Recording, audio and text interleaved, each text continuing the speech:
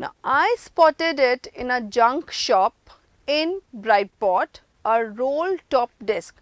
So, I spotted means here the author, and what he spotted was a roll top table. The men said it was nearly 19th century. So, it was of 19th century, this was that old, and oak. Oak means it was made of the wood that we get from the oak tree. I had wanted one, but they were far too expensive. This one was in a bad condition. Now, again, this one here means every time we will be referring to one table only.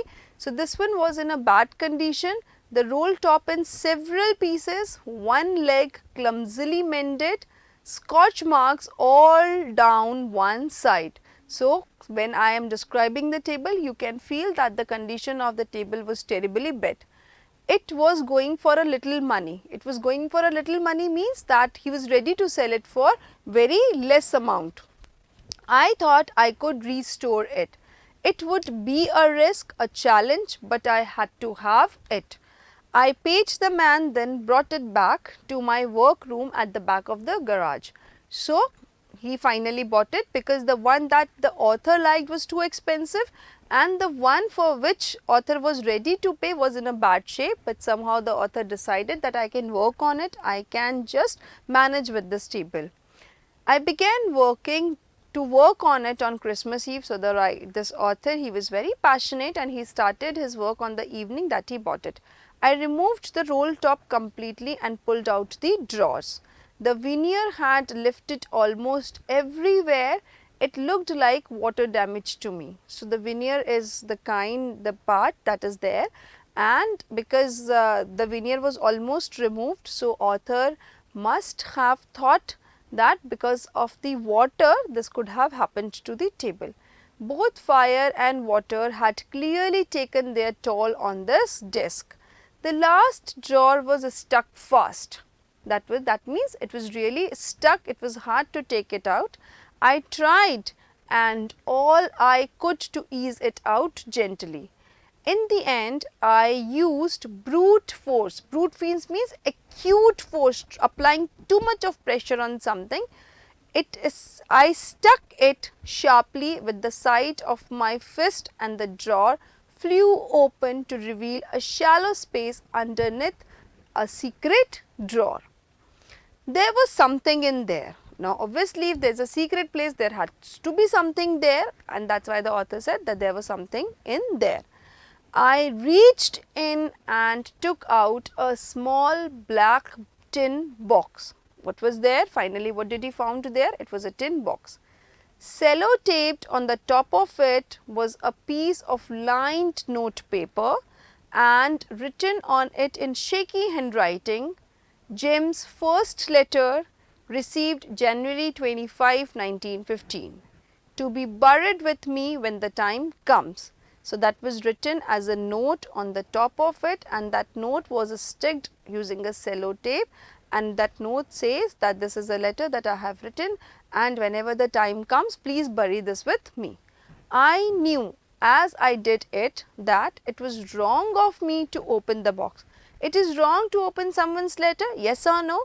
And the man also knew this, that whatever I am doing is not ethical, but curiosity got the better of my scruples. So, curiosity is the driving force for everyone. So, same happened with this man also. It usually does. Inside the box there was an envelope. Now, he opened the box and finally he found an envelope. The address read on that envelope, there was an address written which says Mrs. Jim Matchperson, 12 Cooper Beaches, Bridport, Dorset, and that was the address. I took out the letter and unfolded it. It was written in pencil and dated at the top December 26, 1914. So, the date that is written on the top is always the date on which we write the letter, and that was the date when it was written. Dearest Connie, now we start reading the letter, what was written there. I write to you in a much happier frame of mind. Something wonderful has just happened that I must tell you at once. Now, this person who has written this letter, so this letter was addressing to Connie, and this person has written letter because he was really happy and he wanted to share something nice with this lady Connie. We were all standing two in our trenches yesterday morning, Christmas morning. Now he started telling that what happened. It was crisp and quiet all about, as beautiful as a morning I have ever seen. So now he is describing the scene of a serene morning where everything was quiet and peaceful and calm, and it was very beautiful. As cold and frosty as a Christmas morning should be. Frosty, why? Because it's too cold, and especially about the place where we are reading, it's a foreign country. So if it is too cold in India, imagine how cold it is there. I should like to be able to tell you that we began it.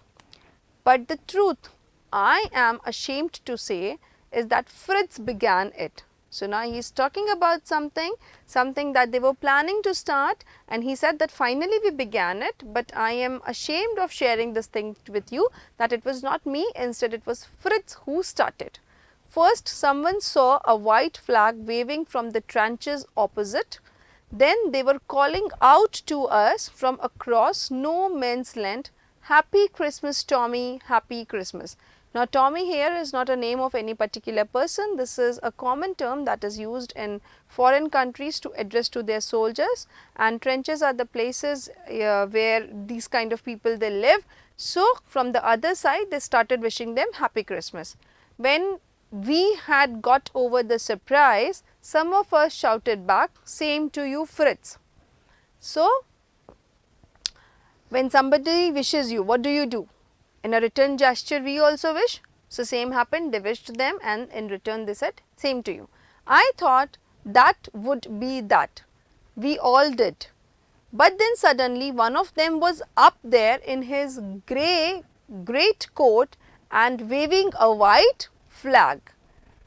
"Don't shoot, lads," someone shouted, and no one did.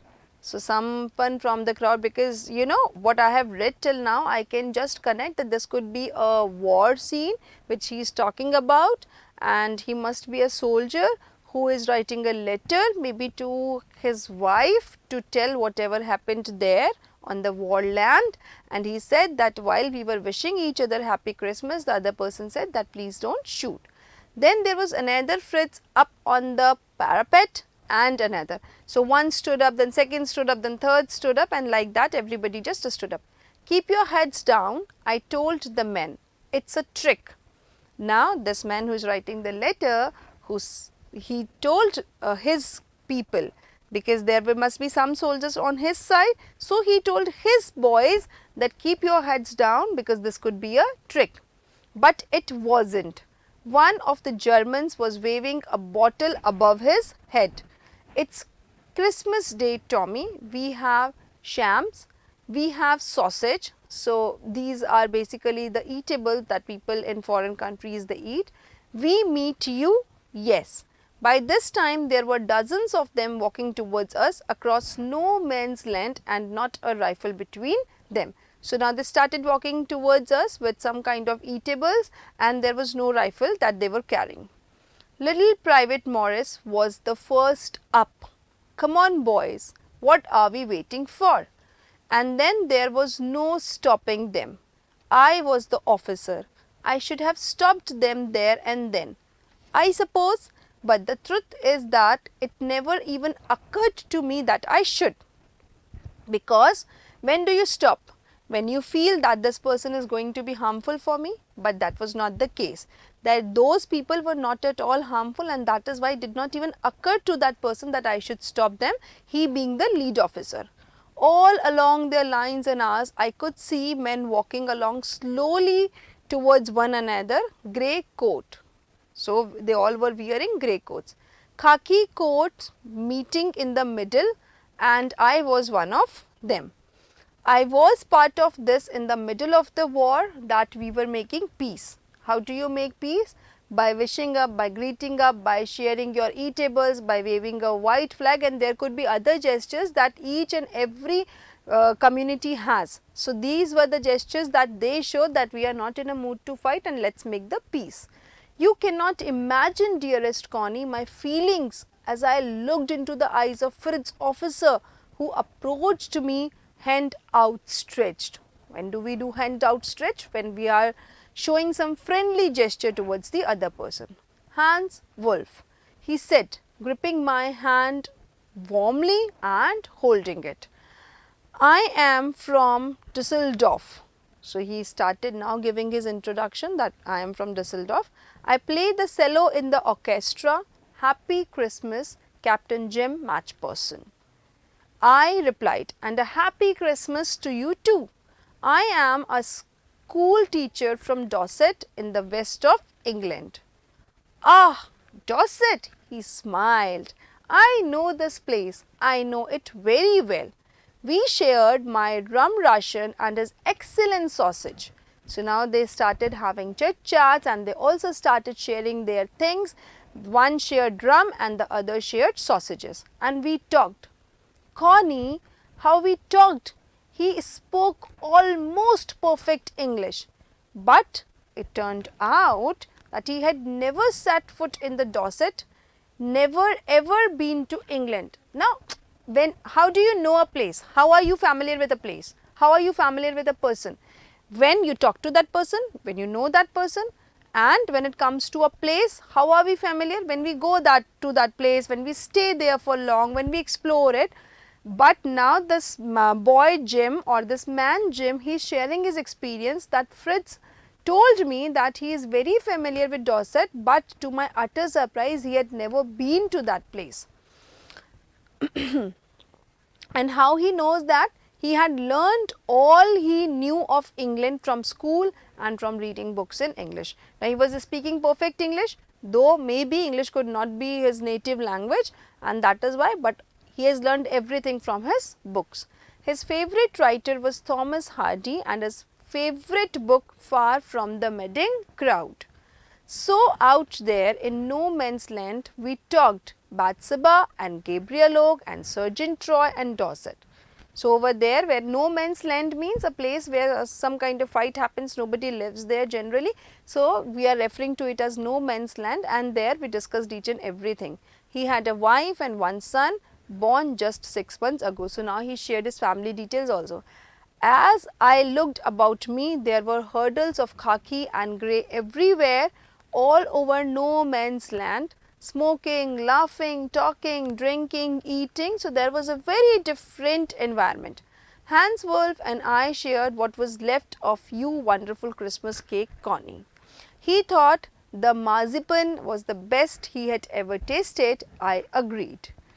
We agreed about everything and he was my enemy. So now he is confessing that who is your enemy, children? Someone whom you don't like, someone whose viewpoints and your viewpoints are totally different. But over here now the author is saying that we agreed almost on everything, though we were enemies. There never was a Christmas party like it, Connie. So now he says that a place like that had never seen such kind of Christmas party the way we did, because that was not a place suitable for parties. Then someone, I don't know who, brought out a football. Great coats were dumped in piles to make goalposts, and the next thing we knew, it was Tommy against Fritz out in the middle of no man's land, and there they started the football match. Hans Wolf and I looked on and cheered, clapping our hands and stamping our feet to keep out the cold as much as anything. Jim Matchperson, he said after a while, I think this is how we should resolve this war. So I was correct that there was a war that was happening there, and since it was a Christmas evening, they decided to over everything and to be friends with each other. A football match, no one dies in a football match, no children are orphaned, no wives become widows. Because in a football match, doesn't matter either you win or you lose, at least you are not going to lose your life. I would prefer cricket, I told him. Then we Tommies could be sure of winning, probably. We laughed at that and together we watched the game. Sad to say, Connie, Fritz won 2-1. So the other team, the enemy team, they won the football match. But as Hans Wolf generously said that our goal was wider than theirs, so it wasn't quite fair. Now the goal post that they made, that their ones were wider, so that is why it is not fair that we have made two goals. This time came, and all too soon, that when the game was finished. Now everything is over. The schnapps and the rum and the sausages had long since run out, and we knew it was all over. So everything that they had, the ration that they had to eat while they are on war, was everything over. I wished Hans well and told him I hoped he would see his family again soon. So now he said that, okay, now since we are just leaving each other, so I wished him and I gave him my best wishes that you will see your family soon, that the fighting would end and we could all go home.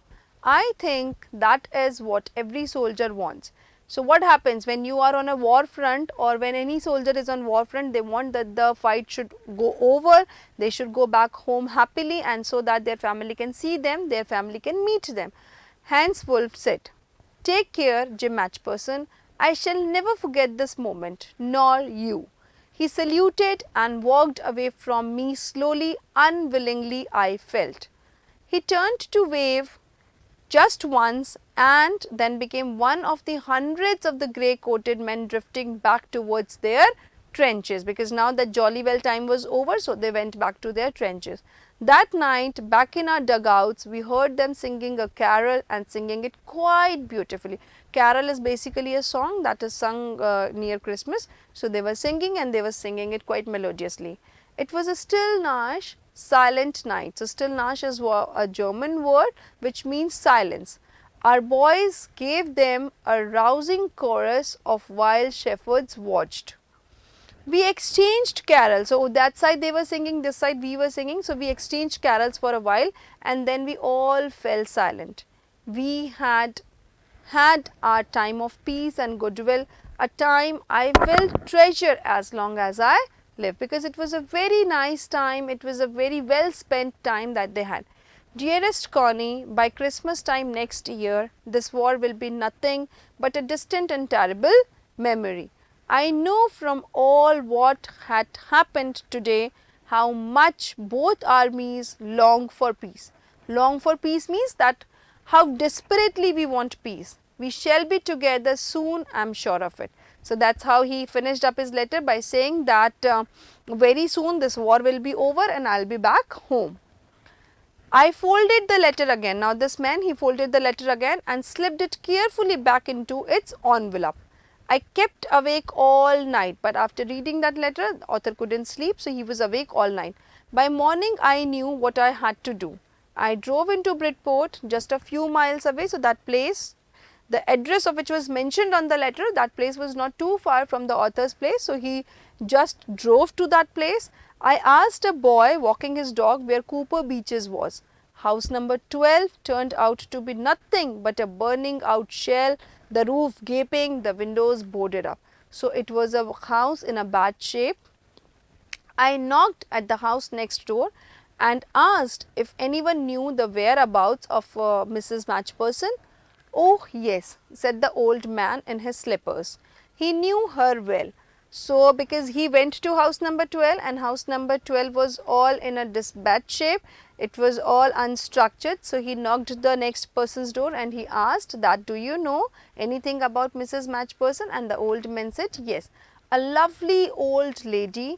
He told me a bit muddle-headed, but at her age she was entitled to be. Wasn't she? 101 years old. So what was the age of that lady? Now she was 101 years old. She had been in the house when it caught fire, and that's how the author related to it, that the veneer of that roll table top was in a bad condition. Why? Because of fire and because of water. So certainly the house got fire, it caught up fire, and while it was on fire, somebody must have poured water to extinguish the fire, and that is why that furniture was in that condition. No one really knew how the fire had started, but it could well have been the candles. So nobody knows the exact reason for the fire, but in the evening when she must have lit candles, that could be the reason for the fire. She used candles rather than electricity because she always thought that electricity was too expensive. The fireman had got her out just in time. That means when the house was on fire, basically the firemen, they just reached on time and they brought her out, otherwise she would have died. She was in a nursing home now, he told me. Burlington House on the Dorchester Road on the other side of the town, because she must not be keeping well, or she must have been hurt by the fire, and that is why she was now in a nursing house. I found Burlington House nursing home easily enough. There were paper chains up in the hallway and a lighted Christmas tree stood in the corner with a loop-sided angle on the top, and that is how he has described that how that nursing home was looking. I said I was a friend come to visit Mrs. Matchperson to bring her a Christmas present. I could see through into a dining room where everyone was wearing a paper hat and singing. The matron had a hat on too and seemed happy enough to see me. She even offered me a mince pie. She walked me along the corridor. Mrs. Matchperson is not in with the others, she told me. So the person basically who was the in charge told the author that Mrs. Matchperson is not in with the others. She is rather confused today, so we thought it best if she had a good rest. She has no family, you know, no one visits. So I am sure she will be too pleased to see you, because there were only two people. Maybe the husband was on the war front and he couldn't come back home. The house was on fire, and that is why this lady, Mrs. Connie, she was in a nursing home, and that was the reason that no one came to visit her. But today she will be very happy when she will see you. She took me into a conservatory with wicker chains and potted plants all around and left me. The old lady was sitting in a wheelchair, her hands folded in her lap, and so that's why she was sitting on a chair, and on her lap she had her hands folded. She had silver white hair pinned into a wispy bun. She made a bun out of her hair. She was gazing out at the garden, because she was sitting and outside must be the garden, so she was gazing. Gazing means looking at something or someone continuously. Hello, I said. She turned and looked up at me vacantly. Vacantly means with a blank look, because when you don't know someone, when you are not expecting someone, when you have no one who comes to visit years, so obviously you will give a blank look, and that was the same look that lady gave. Happy Christmas, Connie, I went on. I found this, I think it's yours. As I was speaking, her eyes never left my face. That means she was continuously looking at my face. I opened the tin box and gave it to her. That was the moment her eyes lit up with recognition and her face became stuffed with a golden glow of happiness. So she was really happy when she found that someone has returned that tin box to her. I explained about the desk, about how I had found it, but I don't think she was listening. For a while she said nothing but stroked the letter tenderly with her fingertips, because that letter was very dear to this lady. And that is why when she found that letter, she was not listening to anything or anyone, she was just concentrating on how to just love that letter. Suddenly she reached out and took my hand. Her eyes were filled with tears. You told me you would come home by Christmas, dearest, she said, and here you are, the best Christmas present in the world. Come closer, Jim dear, sit down. I sat down beside her and she kissed my cheek. I read your letters so often, Jim, every day. Now this lady was, she misunderstood that person as Jim, and that is why she showed that love gesture on him. I wanted to hear your voice in my head. It always made me feel you were with me, and now you are. Now you are back, you can read it to me yourself. Would you do that for me, Jim dear? I just want to hear your voice again. I would love that so much. And then perhaps we'll have some tea. I have made you a nice Christmas cake, marzipan all around, because marzipan was the case that they discussed, that no cake is better than marzipan. So this lady, since she was expecting Jim, so she made a marzipan cake. I know how much you love marzipan. So see, as I told you in the beginning, when I was discussing the author introduction with you, I told you that this author is very best as imagination, something that can create goosebumps. And while I was reading this with you, I was imagining that each and every moment that this lady must have felt. That could be the husband or could be his son who was at the war front and couldn't come back, and when this lady saw that boy, she could relate it so well, and she thought that this is the best Christmas present I have ever received and that he is my son. Wow, it was such a wonderful story. I loved it. Thank you.